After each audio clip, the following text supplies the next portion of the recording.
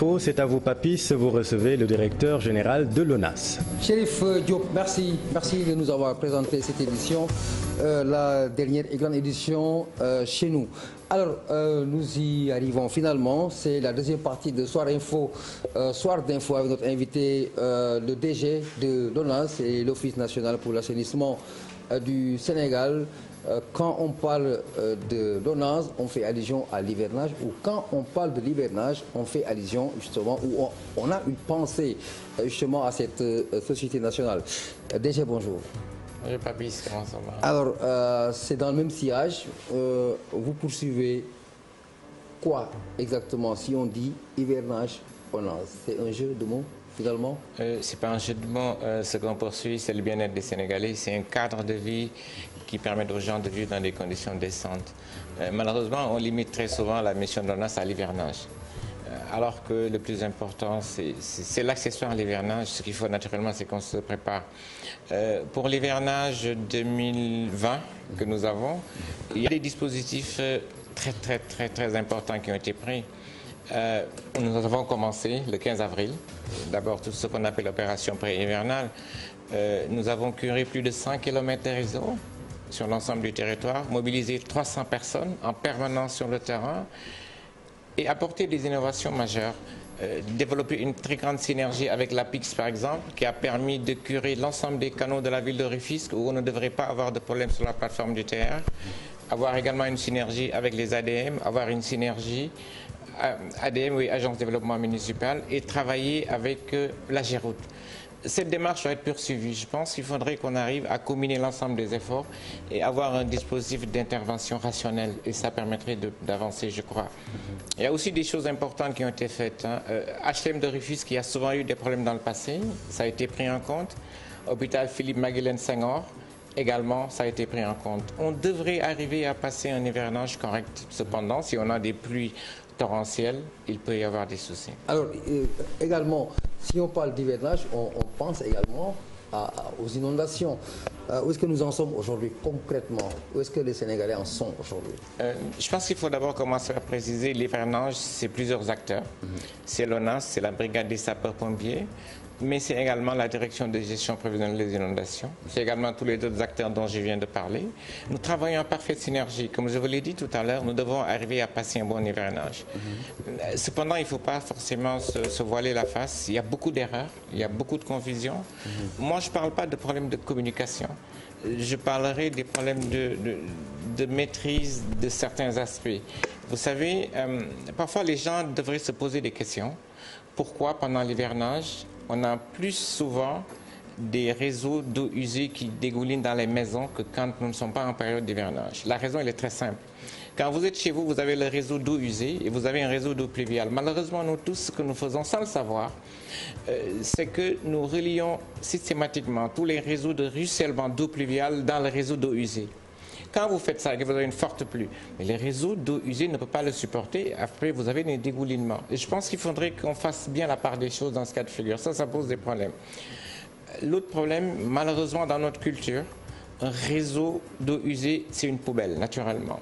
Malgré toutes les campagnes de communication que nous avons faites, malheureusement, pendant la Tabaski, des gens ont malheureusement jeté dans ces réseaux des peaux de mouton, des intestins, des cornes et beaucoup de choses. Naturellement, ça aussi, ça augmente. Aujourd'hui, quelle est la conséquence directe à l'heure où on parle aujourd'hui? Au sortir de cette Tabaski, véritablement, quel a été le constat au niveau de l'ONAS? Au niveau de l'ONAS, ce qui a été le constat, c'est qu'on a eu plus d'interventions. Mais nous avons pu réagir dans les délais qu'il faut pour soulager les populations.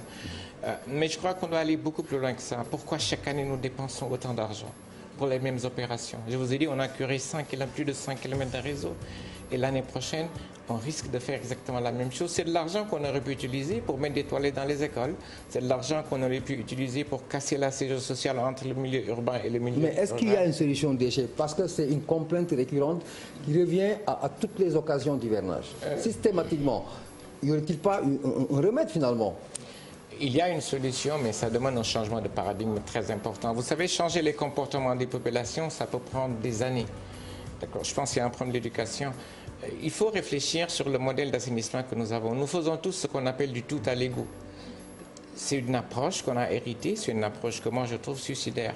Est-ce que vous savez qu'aux Almadies, l'ambassade des États-Unis, ils ont ce qu'on appelle une fosse septique. Vous allez à Kuala Lumpur, la capitale de la Malaisie, 90% des maisons ont des fosses septiques. Nous voulons tous aller à l'égout. Ça coûte très cher, c'est coûteux et ce n'est pas la solution pour nous. C'est quoi la solution? La solution, c'est pas de tout à l'égout. La solution, c'est changer, c'est aller dans une logique de mettre des fosses septiques là où il faut. Mais les fosses septiques, quand vous les mettez, ce qu'il faut, c'est qu'il faut que ce soit normalisé. Est-ce qu'il y a une réglementation à ce niveau de ces déchets par rapport à la gestion autonome, justement? Justement, je pense que c'est à ce niveau qu'on doit impulser les grandes réformes. Une fosse, ce n'est pas le travail d'un maçon, c'est le travail d'un spécialiste. Quand vous êtes dans une zone où la nappe est à fleur de peau et affleurante et que vous mettez une fosse septique, la première pluie, qu'est-ce qui va se passer? Vous allez avoir des introductions. Et quand vous avez des introductions, vous avez tous les malaises qu'il faut. Qu'est-ce que vous faites pour inciter justement à aller vers ça, ces bonnes pratiques? Je suis parfaitement d'accord avec vous. Ce que nous faisons pour aller dans ces bonnes pratiques, la première chose, c'est que nous avons eu ce qu'on appelle un programme de structuration des bouts de vidange financé par la Fondation Bill Gates, qui nous a permis de montrer quel système qui fonctionne correctement. Nous avons fait ce qu'on appelle un passage à l'échelle pour l'étendre sur l'ensemble du territoire. Maintenant, ce qu'il faut, ce n'est pas forcément l'ONAS, c'est qu'on travaille en parfaite synergie avec, par exemple, l'Institut sénégalais de normalisation pour dire maintenant c'est tel type de fosse qu'il faudrait faire. Ce qu'il faut faire également, je crois, mais ça, ça va être peut-être plus difficile, on ne peut pas penser pouvoir régler les problèmes d'assainissement, les problèmes de cadre de vie du Sénégal dans la délivrance des permis de conduire. C'est un préalable. De construire. Dans la permis, si on règle ce problème, on va y arriver. Il y a autre chose qu'il faut faire également. Le travail que nous avons commencé avec l'APIX, ensemble. Qui doit vous impliquer? Non. Qui doit engager ces réformes? Mais ces réformes sont en cours. Parce que là, on est en train de constater avec vous les problèmes. Oui. Les solutions, justement. Qu'est-ce qu'il faut pour aller vers ces réformes pour régler définitivement ces problèmes? Je pense qu'il y a un pas très important, c'est de faire le diagnostic, c'est maintenant de dire cette réforme, il faut la mettre en place. On a identifié les faiblesses. Maintenant, c'est le gouvernement du Sénégal et nous tous, nous sommes en train de travailler pour améliorer le système. Une réforme, pour la mettre en place, ça demande des textes, ça demande beaucoup de réglementation. Mais faudrait-il pas que cette réforme soit un point de blocage pour accélérer la délivrance des permis de conduire? Parce que c'est un des critères qui permettrait d'améliorer l'attrait des investisseurs sur le Sénégal. Mais c'est une voie incontournable. L'autre problème également, je pense, c'est que nous avons commencé à faire avec l'APIX. L'APIX nous dit, vous êtes les spécialistes de l'assainissement. Il faut qu'on aille beaucoup plus loin que ça. La Géroute fait des routes et fait l'assainissement routier. Son métier, c'est de faire des routes. Ça aussi, je pense, c'est une autre réforme qu'il faut enclencher. L'ONAS est spécialiste de l'assainissement. Non, je ne dis pas qu'il n'y a pas une synergie. Il y a des choses à améliorer. Les gens travaillent en vase clos. Non, on ne peut pas dire ça, Pape Djibril. On ne peut pas dire que les gens travaillent en vase clos. Qu'est-ce qui se passe alors? Dans tout système, il faut une démarche progressive.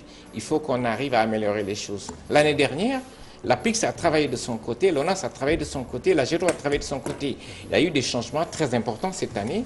L'APIX est venu nous dire, c'est vous qui pouvez faire, on vous confie. La Géroute nous est venue nous dire, le rond-point de la maison du Parti Socialiste, où il y a beaucoup de problèmes, c'est vous qui savez faire, on vous le confie. La Géroute est venue nous dire, le pont de l'émergence, c'est vous qui devez faire, mais il faut poursuivre cette démarche. Je reste persuadé que sur 2-3 ans, si on continue cette tendance, je ne dirais pas qu'il y aura moins de problèmes, mais on aura résolu beaucoup de Alors, problèmes. sur ces 4 entités en question, il est important peut-être de clarifier, puisque parfois on s'attaque aux mauvaises cibles. C'est comment j'appelle les mauvaises cibles. Il y a Promoville, il y a l'APIX, la Géroute et ONAS. Et il me semble, en tout cas dans la conscience populaire, il y a très souvent des interférences en termes de compétences. Qu'est-ce qui peut être apporté aujourd'hui à l'endroit des Sénégalais pour qu'on puisse savoir, voilà où s'arrêtent les responsabilités de ONAS. Ici, c'est l'APIX, ailleurs, c'est Agéroute, etc. En fait, poser sous cet angle, c'est un peu gênant. Nous travaillons tous pour le gouvernement du Sénégal. Quand il y a un problème, on ne va pas dire c'est l'APIX, on ne va pas dire c'est la Géroute, on ne va pas dire c'est l'ONAS. Je pense que notre responsabilité, c'est de faire un travail d'équipe, d'aller ensemble pour régler le problème des Sénégalais. En plus, on utilise les mêmes ressources, ce sont les ressources de l'État. Mais ce qui est certain, c'est qu'il y a une impérieuse nécessité de rationaliser le dispositif d'intervention. Et de dire, c'est vous qui faites ça, c'est vous qui faites ça. Nous sommes un pays très pauvre. C'est-à-dire rationaliser? Rationaliser, ça veut dire que l'APIX s'occupe de grands travaux, tout ce qui est produit. Je ne dis pas que ce n'est pas le cas. Il y a des choses à améliorer. Non, on ne travaille pas en bas parce que je ne vais pas dire ça. C'est de pousser un peu plus loin ce que nous avons commencé à faire cette année. La collaboration. Voilà. Je pense que si on fait ça, Je ne dis pas que tous les problèmes vont être réglés, mais on aura fait des améliorations très significatives. Mais il n'y a pas que ça également. Je pense qu'il faut interroger nos comportements, vous et moi. Vous savez, la vie citadine, elle impose un minimum de règles qu'il faudrait qu'on respecte. Je vous donne un exemple. Moi, j'habite au Mamel. Vous avez beaucoup d'immeubles dans tout Dakar aujourd'hui. On ne peut pas avoir des immeubles et demander aux gens de continuer à tuer des moutons dans des immeubles. Il faut qu'on arrive peut-être à trouver des abattoirs. Vous faites tuer votre mouton ailleurs et puis vous le ramenez. Je pense qu'il y a beaucoup de problèmes de comportement qu'il faut qu'on règle. Mais changer les comportements des populations, il faut peut-être parfois 2 ou 3 générations pour y arriver. Il faut aussi une police pour surveiller tout ça. Ben oui, il faut une police pour surveiller tout ça. Mais maintenant, se pose aussi la question du financement de ce sous-secteur de l'assainissement. Est-ce qu'aujourd'hui, au-delà de la contribution de l'État, on peut envisager d'autres voies et moyens quand même pour financer ce secteur? Je suis parfaitement d'accord. Ça, c'est l'autre volet du problème qu'il faudrait qu'on règle. Vous faites un immeuble de 10 étages, vous vendez vos appartements à 200 millions. Vous trouvez normal que vous payiez la même chose que la ménagère du coin. Il y a d'autres mécanismes qu'il faut très rapidement mettre en place pour le financement de l'assainissement. L'État ne peut pas tout faire. L'assainissement est un secteur très coûteux et c'est un secteur marchand qui demande à ce que les usagers puissent payer un prix pour avoir ce service. Où est-ce que vous en êtes avec la réflexion? On a dépassé la réflexion. La première mesure, son Excellence le Président Macky Sall a pris une décision majeure. Aujourd'hui, avec le nouveau contrat d'affermage, naturellement, on va revoir la redevance qui est accordée à l'ONAS. Ça, c'est une mesure majeure. Et nous sommes en train de travailler pour mettre en place ce qu'on appelle un fonds de l'assainissement qui va permettre de pérenniser les ouvrages. De toute façon, on n'a pas forcément le choix. Si vous ne le faites pas et que vous faites de gros investissements, vous allez être rattrapé. Rattrapé comment? Parce que si l'ONAS n'a pas les moyens d'assurer l'exploitation de ces ouvrages, au lieu d'avoir une durée de vie de 10 ans, on aura une durée de vie de 5 ans. Mais je pense que la mesure est prise, la problématique est très bien comprise. L'augmentation des moyens de l'ONAS pour augmenter le système d'exploitation, ses moyens d'exploitation sont prises. Cependant, comme je dis, je reviens toujours sur la même question, ce n'est pas de la paranoïa. On aurait mis la totalité du budget de l'État du Sénégal dans l'assainissement, on n'aurait pas changé de comportement, on aurait exactement eu les mêmes problèmes comme si on n'avait rien fait. Les deux doivent aller ensemble. Alors, on parle d'accès à l'eau, d'accès à l'électricité, et naturellement, on doit pouvoir dire accès à l'assainissement. Et là, je convoque ou j'invoque la particularité dans les régions. Et on vous a vu prendre d'excellentes initiatives en termes de toilettes, par exemple, pour les populations. On n'a pas vu ce projet aller plus loin, ou qu'est-ce qui le ralentit? Est-ce qu'il a eu un effet escompté, en sachant qu'au départ, l'idée était géniale? C'est très bien que vous parliez accès à l'eau, accès à l'assainissement. Il n'y a pas l'eau ou l'assainissement, il y a l'eau et l'assainissement. Il faut les mettre ensemble. On a toujours pris l'assainissement comme ce qu'on appelle le parent pauvre. Parce que l'assainissement, quand vous investissez, c'est dans le sol, personne ne voit ça. Et je crois que nous sommes sur des programmes d'investissement de près de 230 milliards de francs CFA. C'est une très forte volonté politique. Mais il faut aller plus loin. Quand on parle d'équilibre du secteur, on parle d'équilibre du secteur de l'eau. Mais les deux vont ensemble. Chaque fois que vous avez 100 litres d'eau, il faut savoir que les 80 litres d'eau vont aller à l'assainissement. Donc si vous faites l'un sans l'autre, naturellement, vous allez avoir des problèmes. Pour le monde rural, ça continue. Aujourd'hui, l'État du Sénégal a un projet de 100 000 toilettes pour le monde rural. On n'a pas forcément le choix. On vient de très très loin. La césure que vous avez sur les villes et sur les campagnes en matière d'eau, en matière d'électricité, qu'on avait dans le passé, c'est en train d'être corrigé, en matière d'eau, en matière d'électricité, en matière d'éducation, on l'avait également sur l'accès aux toilettes. On a un programme de 100 000 toilettes qui est actuellement en cours d'instruction. Je ne dis pas qu'on va combler le gap, mais on va aller plus loin. Mais je pense qu'une toilette, elle comporte des choses importantes. Il faut un kit de lavage des mains, naturellement. Il faut également une toilette comme chez vous et chez moi. Pour vous, la toilette, elle est banale. Mais pour le monde rural, c'est encore un luxe. Mais nous sommes en train de travailler pour corriger ça. Le processus est toujours en train d'être suivi. Et oui, on parle du monde rural, on parle aussi de Touba. Du problème d'assainissement dans ces villes religieuses. Pourquoi autant de bruit, pourquoi autant d'indignation, notamment de la part de certains dignitaires de ces villes religieuses? Ville religieuse, le président Macky Sall est arrivé au pouvoir en 2012. C'est la première fois je vous dis, c'est la première fois depuis les indépendances que Touba a un programme d'assainissement d'eau usée de 15 milliards. C'est la première fois depuis les indépendances que Tivaouane a un programme d'assainissement.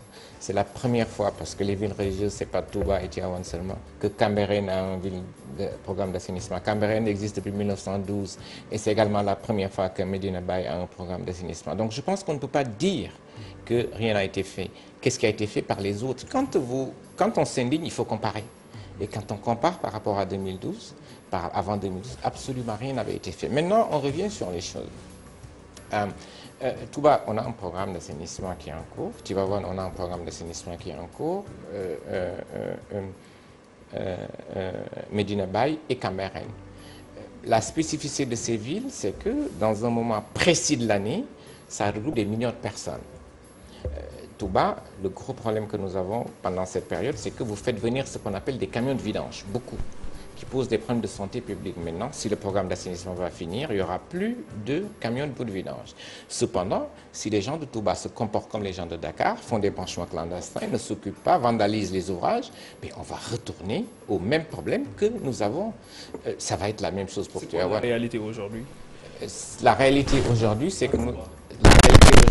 que nous avons à Touba un programme qui est actuellement en cours d'exécution de 15 milliards.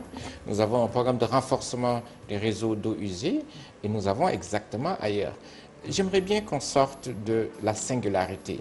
Moi, j'aurais aimé que vous me... Il n'y a pas de singularité. Touba aussi, c'est la deuxième ville du Sénégal en termes démographiques, avec des extensions qui sont aujourd'hui énormes. Ça mérite aussi Dakar comme Touba mérite un traitement particulier dans ce sens-là. C'est juste le sens de la question. Vous savez, tenir un discours comme ça, c'est un discours dangereux.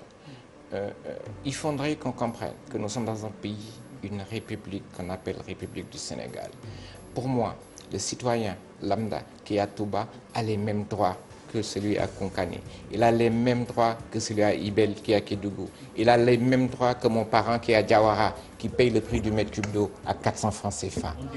On dit pas... Laissez-moi terminer. Je pense que chaque Sénégalais, où est-ce que vous puissiez être, il faut savoir que nous avons tous les mêmes droits. Quand vous rentrez dans les singularités, alors là, vous sortez de la République. C'est la deuxième ville du pays. Saint-Louis va dire je suis la deuxième ville du pays. Ce n'est pas en termes de population, c'est en termes de droits que nous avons donnés aux citoyens. C'est là où se pose la question fondamentalement. Et vous posez la question maintenant, je reviens à ce que j'ai dit. Le premier système d'assainissement d'eau usée à Touba, ce n'est pas Léopold Sédar Senghor, ça n'est pas Abdou Diouf, ça n'est pas Abdoulaye Wade, c'est Macky Sall.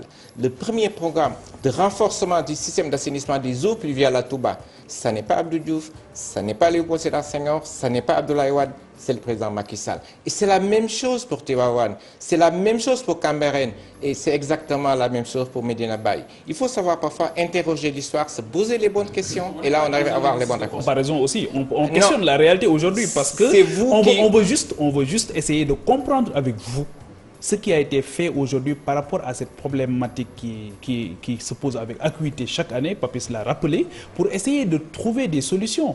On veut juste, parce qu'on vous a reproché à Touba, de ne pas trop parler avec les populations qui sont, en fin de compte, les bénéficiaires de ces ouvrages. Peut-être que Tivaouane aussi, c'est la même chose. C'est la raison pour laquelle nous, on parle de communication, on parle d'explication par rapport à ce que vous êtes en train de faire. Vous savez, quand vous travaillez dans l'administration publique, si vous voulez avancer, il ne faut jamais regarder les rétroviseurs, il faut vous concentrer sur l'essentiel. L'essentiel, c'est ce qui vous fait avancer. L'essentiel aussi, c'est les populations. Écoute, laissez-moi terminer. Il faut vous concentrer sur l'essentiel. L'essentiel, ce sont les populations, c'est pour eux que nous sommes là.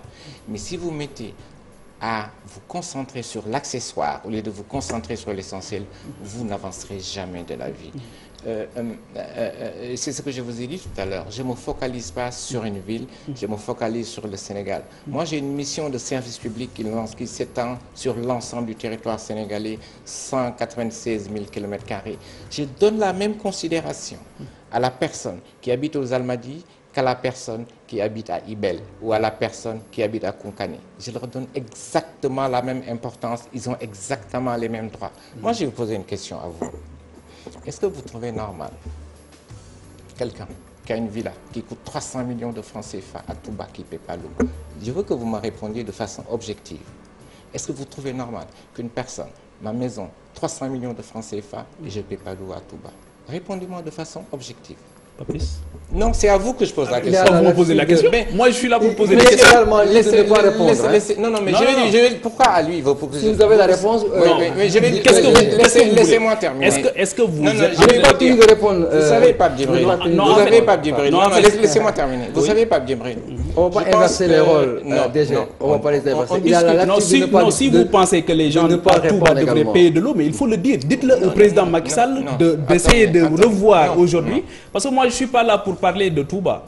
J'évoquais... c'est vous qui insistez dessus. Non, on n'insiste pas. Mais on n'insiste pas parce que vous avez été interpellé sur la question. On s'est compris. Le temps nous rattrape malheureusement. Il faut pas polémiquer. Alors, vous concluez sur cette question, vous posez la question, vous répondez et on avance très rapidement parce qu'on est rattrapé par les temps. Je pense qu'on a parlé de problèmes de comportement, on a parlé de problèmes citoyens. Vous êtes des gens qui êtes très suivis. Je pense qu'au-delà de donner des nouvelles, vous avez un rôle éducatif à jouer. Vous avez un rôle d'explication. Vous devez participer à l'éveil des consciences. Mais vous ne devez pas jouer un rôle de confusion des consciences. Le Sénégal, c'est 196 000 habitants. Il y a des gens qui ont construit ce pays qui nous l'ont laissé. Et je pense que nous devons tout faire pour que demain, ce même pays continue à s'appeler République du Sénégal. Alors, on ne peut pas vous avoir sur un plateau et ne pas parler de la baie d'Anne. Oui, bien sûr. Nous avons appris par ailleurs que c'était un rêve, à la limite une obsession pour vous, que de pouvoir matérialiser ce projet. Alors, où est-ce que nous en sommes avec un financement qui tourne autour de 70 milliards ou plus? Oui. Ce qu'il faut dire, je pense que... C'est un ouf, finalement. Ouf. Il va encore me dire ce qu'on part. La BDAN, c'est depuis 2000, année 2000, ça fait 20 ans aujourd'hui. Et je pense que le président a toujours insisté pour que ce projet, on arrive à le réaliser. Nous en sommes où? Le contrat est signé et on va probablement faire le lancement des travaux, si ce n'est pas les vacances du mois d'août, au mois de septembre. Les travaux ont effectivement commencé. C'est un projet important qui montre le leadership du Sénégal. C'est la première fois que vous allez avoir en Afrique au sud du Sahara un système pollueur-payeur. C'est la première fois où vous allez sortir. Ça aussi, ça fait partie des bilans, ça fait partie des choses à dire, ça fait partie des progrès. Vous allez avoir 500 000 personnes qui vivent dans les communes de Mbao, de Anne et de Tcharoy, qui vivent dans des conditions difficiles, qui vont avoir accès à un système d'assainissement. Je ne parle pas de 50 000, 20 000, je parle de 500 000 personnes. Je pense que ça aussi, c'est des projets. C'est vrai que tout n'est pas parfait, mais je pense que là, il y a du très bon travail qui est fait. Il faut le dire parfois. Je pense que ça fait partie des choses qui sont importantes. Il y a la baie d'Anne, il n'y a pas que la baie d'Anne également. Il y a l'émissaire de Cambérène. L'émissaire de Cambérène, que les Layènes, la communauté Layène, 1912, qui n'avait jamais eu un système d'assainissement, avait demandé en 2012. Aujourd'hui, nous sommes en train de travailler pour déplacer l'émissaire de Cambérène. On ne déplace pas l'émissaire seulement, on va passer d'une station qui est à 20 000 m3 jour, qui reçoit 20 000 capacités, qui en reçoit 35 000, à 90 000 m3 jour. Et ce projet, on l'a réalisé maintenant. Pourquoi ça n'a pas été fait dans le passé? Il y a autre chose que nous faisons. Vous prenez, on n'a pas parlé des problèmes. Vous prenez la Médina, la Gueule-Tapée, Koloban, tous les quartiers traditionnels. Les réseaux dans ces quartiers datent des années 60. La population a été multipliée. C'est des réseaux en amiante ciment. Aujourd'hui, on a commencé avec une entreprise à remplacer ces réseaux. Je pense que la dynamique d'améliorer les conditions de vie des Sénégalais est faite, mais il y a des choses à corriger, c'est la synergie. Il y a des choses à corriger, c'est l'éducation, l'information pour lesquelles je pense que vous avez un rôle essentiel également à jouer. Alors, votre dernier mot, parce que nous sommes rattrapés par le temps. Juste un mot, une phrase peut-être déjà. Le dernier mot... Si nous sommes sur la bonne voie pour l'atteinte des ODD, justement. Je suis réaliste. Je pense qu'on n'atteindra pas les ODD. Je pense que ça va être très très difficile. La barre est très haute. L'objectif, ce n'est pas d'atteindre, c'est d'être sur la bonne tendance. Les ODD, c'est dans 10 ans, c'est après-demain, c'est 2030. Il y a beaucoup de préalables. Le dernier mot, je pense que l'assainissement, c'est un métier, je ne dis pas ingrat, on a choisi de le faire. C'est une phrase, ça, c'est pas un mot. C'est ingrat, c'est une chose de le faire. Mais ce qu'il faut comprendre, c'est qu'il n'y a aucun Sénégalais qui dit, moi je travaille dans l'administration et que je n'ai pas envie de faire des résultats. On n'est pas tous mauvais, on est tous animés par la bonne volonté de faire. Parfois, il peut y arriver qu'il y ait des problèmes et que ça ne fonctionne pas. Moi, ce que je demande aux Sénégalais, c'est de comprendre il ne faut pas être précis dans la vie. Le bon côté, ce qu'il faut regarder, c'est est-ce que nous sommes sur les bonnes tendances pour régler les problèmes. C'est la chose la plus importante. Alors, merci DG. Lansana Gagny Sakho de ONAS, directeur général, Pape Djibril Fall également comme chroniqueur du jour. Merci à tous ceux qui nous ont suivis. C'est un sujet extrêmement important. La preuve, nous avons le clin d'œil du délégué de quartier de l'unité 7 des Parcelles Assainies. C'est pas Kassé, c'est notre délégué de quartier qui réagit parce qu'il y a énormément de préoccupations à ce niveau pour dire que c'est l'ensemble du Sénégal qui est concerné par cette problématique. En tout cas, nous vous remercions de nous avoir suivis et d'autres occasions se présenteront certainement pour reparler d'assainissement. Bien sûr. Merci.